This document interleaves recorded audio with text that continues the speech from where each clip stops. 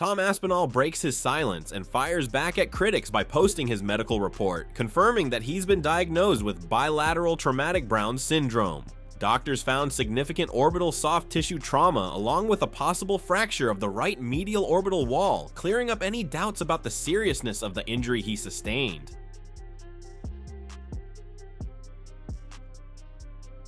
Tom Aspinall reveals that he is currently stepping away from training to concentrate fully on his health. He revealed that he might need eye surgery and emphasized that for now, his priority is recovery and ensuring he's in the best condition possible. Aspinall explained that all other aspects, including returning to the gym and future fight plans, will be addressed once his health improves, taking things one step at a time. When do you think you can start training again? Look, it's not up to me. It's up to the doctors at the minute. I ain't allowed to do nothing, so I'm just following advice at the moment. What's next? What's next for me right now is there's talk of surgery on the eyes. We've got to see how it goes over the next few weeks. Obviously that's down to the specialists and stuff, but I'm not in the gym training at the moment. I'm not doing anything MMA wise at the moment. I'm just following the doctor's orders right now and seeing what happens with the health. How do you sort of see this going forward for yourself with the UFC? I think right now we just got to focus on the health, innit? We just got to get everything back to normal, follow the doctor's orders, and that's all I can control right now. So we'll cross that bridge when I'm feeling better and everything's right. Wade Plemons also reacts to Tom Aspinall's medical report with genuine concern, calling the situation far more serious than people initially realized. He says anyone accusing Tom of quitting or faking the injury should reconsider, because if the diagnosis is truly Brown syndrome, it may not even be something that can be fully fixed. In his view, an issue like that could severely limit Tom's ability to fight and potentially put his entire career at risk. Wade Plemons said, "Holy shit, this is serious. For all the people that said Tom was a quitter or faking it if he really has Brown syndrome, IDK if that can even be resolved, and that severely hamper him fighting to the point that his fighting career is essentially over." Tom Aspinall also accuses Cyril Gane of fighting dirty and claims the eye poke was no accident. He explained that rewatching the footage made everything clearer, noting that throughout the round, Gane repeatedly extended his fingers toward his eyes, especially whenever he was put in danger. Aspinall argued that it wasn't a one-off moment, but a pattern of behavior, insisting Gane was trying to compromise him through illegal tactics. He even referenced John Jones, saying the sport's GOAT had already warned people about Gane's habits long before their fight. Look, when I watched the fight back, that's when I really got the gist of what's going on. The guy was trying to poke my eyes out all the way through that round. Multiple exchanges, nearly every exchange that I could put him in danger. He had his fingers out pointing towards my eyes. The guy was cheating from the first second, and the way that he wanted to win that fight was to have me compromised by cheating. My thoughts on him, I think he's a big cheater. Look at all his fights, even John Jones himself, even the GOAT himself said before he fought him that Cyril Gane's a cheater and uses dirty tactics. Tom Aspinall stresses that the sport needs real changes when it comes to handling fouls, especially eye pokes. He makes it clear he wants a rematch with Cyril Gane, but only when he's fully healthy, noting that he has to fix his eyes before returning. He also fires back at critics online, saying many of them act like eye specialists despite having no idea what he's dealing with. Things need to change in the sport of MMA when it comes to fouls. I'm obviously very keen to get back and beat this guy up. I've got to be 100% right, so whenever the eye's good to go, that's when I'll do it. A lot of haters out there who are living some very sad lives, who think they're eye doctors. I'll double eye poke you full blast in the eyes and see if you can still write some grim comment on Instagram. You let me know, you tough guys out there. Henry Cejudo also agrees and demands tougher penalties for eye pokes, proposing that repeat offenders be disqualified. He suggests the Nevada State Athletic Commission implement an automatic point deduction for a first offense and enforce disqualification if the same fighter commits a second violation. But looking back at it now, like, what do you do with eye pokes?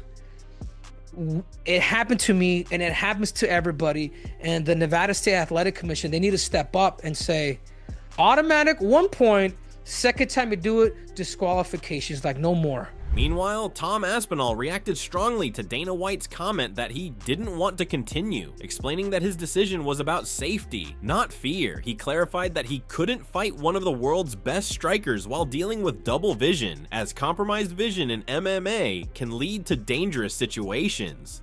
I mean, he had Tom bloodied up, and Tom didn't want to continue in the fight. So, who gives a? What do you think about Dana White saying Tom didn't continue, and then also, who gives a to eye pokes? Well, listen, I didn't continue. I'll tell you why I didn't continue. Because I'm not a f***ing dummy. Like, I'm not going to go out there and fight one of the best strikers in the world if I can't see. With double vision? With any eye. As an MMA fighter, look, things are going to happen in the fight that compromise you. Go back and watch my fight with Arlovsky. The end of the first round, he punched me right in the eyeball. Final 20 seconds of the first round. Oh! Big right from Arlovsky. For the rest of that fight, I couldn't see him out that eye. That's fine. If you get punched or kicked in the eye, that's fine. Tom Aspinall added that his decision was about health and safety. He explained that taking double eye pokes in both eyes left him unable to see, and continuing under those conditions would have been reckless. Aspinall emphasized that while fighters are expected to push through minor fouls, when a serious foul compromises vision, risking one's health is unreasonable. He expressed frustration that the organization's president seemed to misrepresent the situation, insisting it was clear who was at fault. Double eye poked in both eyes and you've got no vision because of a foul. Why should I carry on so some dummy can look and say, oh yeah, Tom just got knocked out? Because I ain't gonna fight if I can't see anything because of a foul. If it's a little illegal move, we have to fight through it. That's what we do as fighters. But when it's a foul, why am I gonna put my health at risk when I can't see at all? So you're not too happy then on what the president of the organisation is saying towards it? Well, what do you think? Tom didn't want to continue in the fight, so.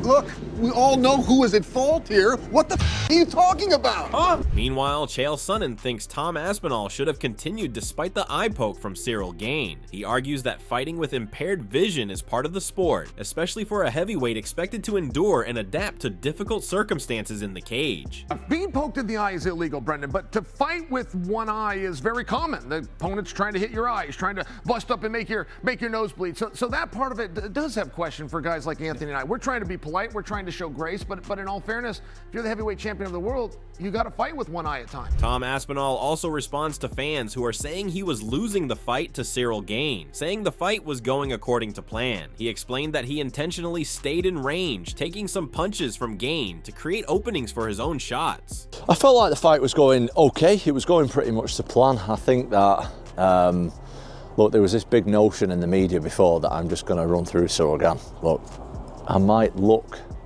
like an idiot. Sometimes I might even talk like an idiot. But when it comes to fighting, I know what I'm talking about. And I know that Cyril Gane is a tough matchup for me. Really good defensively. I knew that if we want to break the fight down a little bit, Cyril's got really good defense. He moves really, really well on his feet. I knew that I have to stand in range and take a few punches from Cyril to be able to land my own shots. I thought it was going to be a 5-round fight. Go and look at my pre-fight stuff. I knew this was going to be a long and tough fight. On the other hand, a lot of MMA pros earlier criticized Tom for quitting the fight, but now the reports have proved that Aspinall did the right thing. John Jones was also one of those who didn't miss this opportunity and took a shot at Tom Aspinall's resilience after the UFC 321 eye poke controversy. He argues that Tom tends to fold the moment adversity hits. He pointed to the Blades fight and an earlier ankle lock defeat as examples of Aspinall shutting down instead of pushing through. Jones also addressed the duck with an eye patch profile picture, describing it as harmless banter meant to entertain fans after Tom repeatedly called him out. And Tom, when Tom gets hurt, it's like he's like immediately incapacitated. Mm-hmm. Immediately. He shut down. It's like you poke my eye and then he's like immediately, there's no like. He never tried to look. It was rag on the eye immediately. Dude, I would have been the silliest looking cat on national TV, just trying. He didn't try. He didn't try. Same thing with Curtis Blades. When he hurt his knee, there was no limping, there was no trying to get up. It was just like immediately. Yep. Oh, burn my village. I can't go on. Like, he doesn't have the dog in him. Yeah, that kill or be killed. Immediately quits. Yeah. When he got tapped out with an ankle lock, There was no trying to fight his hands. There were no trying to. He immediately quit. You see the pattern of it. Immediately. Yeah. And I noticed the profile pic change, and then you had some on your horse too, similar. Yeah. What's with I'm just having fun. You having fun with the eye patches? I'm having fun with it. Yeah. Okay. It's like, he had at it with me. He had a long time coming at me. So it's to keep the fans engaged. Of course. However, Rampage Jackson claims that Jon Jones deliberately uses eye pokes as a defensive tactic. He describes Jones as one of the most methodical fighters in UFC history, with a unique and highly analytical approach. Jackson explains that Jones practices the move intentionally, using it strategically when opponents come close, making the eye poke a planned element of his defensive arsenal. I'm gonna tell you something about Jon Jones. Jon Jones is the most methodical fighter that ever stepped foot inside the UFC. His mind is totally different from ours. He knows exactly what he's doing when he does it. He knows exactly what he's doing. I know he trains that shit. I know that's his defense mechanism. It is. It's when you're advancing on him and you get away so that you can't reach me. I got this long run. You can't reach me. You know. And I can poke you in the eyes. He's doing it on purpose. He's done interviews about it. And said he did it on purpose? He said, yeah. Stop. He ain't said that. Yeah. I want you to show me the interview where he said, I do it on purpose. I saw a clip the other day. You can tell. You can look. And he said, and he said it might be illegal and stuff like that, but he said, hey, it works. He does it on purpose. Trust me. Meanwhile, Jon Jones also clarified why he turned down a $30 million offer to fight Tom Aspinall, explaining that at nearly 40 years old, he feels there's far more to lose than to gain by staying active. He said the risk isn't worth it at this stage of his career, and that his return from retirement is driven by the chance to visit the White House, not because of any matchup with Aspinall or Alex Pereira. I really have gotten to a point in fighting where I feel as if I'm in a position that I have a lot more to lose than to gain. And that's just me being honest. That's not being a coward or whatever. That's just the truth. I'm almost 40 years old now in a combat sport, a very physical sport. Yeah. I have to do things that make the right decision, and fighting just to continue fighting doesn't make sense to me anymore. I feel as if I can earn money outside of punching people. Yeah. And to challenge myself in that way means more to me now than to fight again. But to be at the White House is the reason why I'm out of retirement. It has nothing to do with Aspinall or Pereira or anybody. It was the White House. The idea of being a part of something so historical means more to me than a few extra $1 million or another win in the win column. Yeah. It means the world to me. Jon Jones explains that his motivations have changed and no longer align with what drives most fighters. He admits that turning down $30 million would sound crazy to many, but his priorities are different now. For him, the opportunity to be at the White House is a personal milestone that means far more than any fight. I've never been to the White House. I've had many opportunities to go and visit the White House. I've never taken anyone up on it, but to compete there, to warm up inside of the White House, and to walk out through the Oval Office. Like, yeah. I think they said it would be on the South Lawn. Yeah, I think you would walk out through the Oval Office into the South Lawn. It would earn me some major points with my friends too. I'm friends with some of our country's top military veterans, and I know that they would find it to be very, very cool. Yeah, very, very cool. So for me, it's like some of my motivations aren't traditional anymore. I don't think I care about what most fighters would care about. Yeah. Most fighters wouldn't turn down $30 million. They just wouldn't do that. Yeah. My goals are different than other people's at these days. Yeah. And White House would be something for my personal bucket list that would just... However, Dana White makes it clear that Jon Jones will not be included on the UFC's White House card after pulling out of the planned fight with Tom Aspinall. He says the agreement was already set, but Jones ultimately chose not to follow through. White stresses that for a landmark event like this, he needs fighters who stick to their commitments and can be trusted to show up. Are you saying no to Jones? What's the... I haven't said yes or no to anybody yet, but I can't put Jon Jones in a position where he can, Right. You can't let this get canceled. I had a deal with him. We had a deal to fight Tom Aspinall. Really? Yeah, we had a deal. What happened? And he said, you know what, I'm not going to do it.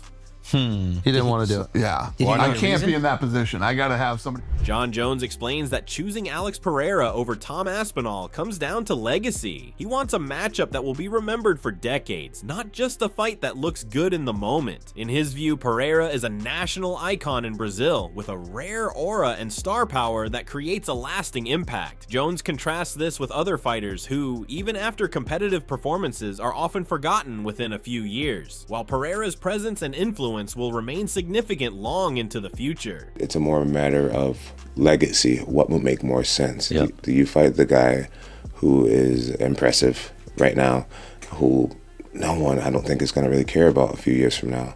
Or do you fight the guy who's going to be remembered around the world for a very long time? I mean, in Brazil, Pereira is an absolute idol right now. Pereira, literally, one of the only things he says is chama. Yeah. And people are, no one even knows what it means. Yeah. But he has that it factor, and that's a part of the reason why I wanted to compete against Pereira. The brand that he represents, the energy that he has behind him, will be remembered more than just 5 years from now. Yeah. For example, Aspinall just had a close fight and people are already writing him off. Yeah. Furthermore, Sean O'Malley felt genuinely sorry for Tom Aspinall after the eye poke ended the fight, believing the incident had robbed him of a huge opportunity. He imagined how different things could have been if Tom had won, possibly setting up a massive fight with John Jones and bringing new energy to the heavyweight division. O'Malley reflected on how unpredictable the division had become, wondering what direction it would take next since Jones and Alex Pereira didn't seem interested in facing Aspinall. He admitted the situation left more questions than answers about what came next. What could have been if Tom Aspinall goes out there and wins? What happens to his career after that? That's the John Jones potential fight at the White House. Like, there's so much that Tom missed out on because of that. It's super unfortunate, sad, and it would have made the heavyweight division it would have made it a lot more fun. I mean, the whole division's been so crazy with John Jones. You know, he defended an interim belt, Tom Aspinall. It's like, what do you? I mean, John Jones is done. Alex Pereira, he's probably not moving up to heavyweight. Like, you just rematch that fight. You know, the crowd was insanely loud, so it was like, I guess it was a big fight, but do you watch it again? Do you make that fight again? John doesn't want to fight Tom. Alex doesn't want to fight Tom. Ah, man, yeah, I don't even know what you do with that fight. I think Dana said he's gonna make a rematch. Paul Felder also admitted that he was initially frustrated by the eye poke and thought Tom Aspinall should have continued in the heavyweight title fight. However, once he saw the severity of the injury and realized both of Aspinall's eyes were affected, his perspective shifted. He explained that only Aspinall truly knew how compromised his vision was, and emphasized that facing a precise striker like Cyril Gane with limited sight would have been extremely risky. Felder concluded that stopping the fight was the smartest and safest decision. I was as disappointed as anybody else, and I think at first I really was kind of on the side of, man, Tom, like, come on, you got to step up. This is a main event, this heavyweight title. Take as much time as you need, but get back in there. I think when I saw the poke and how bad it was and the fact that it compromised both eyes, it was ugly. And you're right that only Tom Aspinall really knows, could he have continued? And I think I talked to a few people about this, and somebody brought up a really good point to me that, let's say that he could kind of see, but it was not great 100%. And you're in there with a guy like Cyril Gane, who's on point. He's on point. You haven't been in the octagon in a really long time. And now you're compromised. And even if you maybe can continue, you know, I think there was a part of it that was like, I'm not fighting this guy with not 100% vision. That wraps up today's video, and hopefully you enjoyed it. Let us know your thoughts in the comments below, and don't forget to hit the like button and subscribe for more MMA updates and reactions.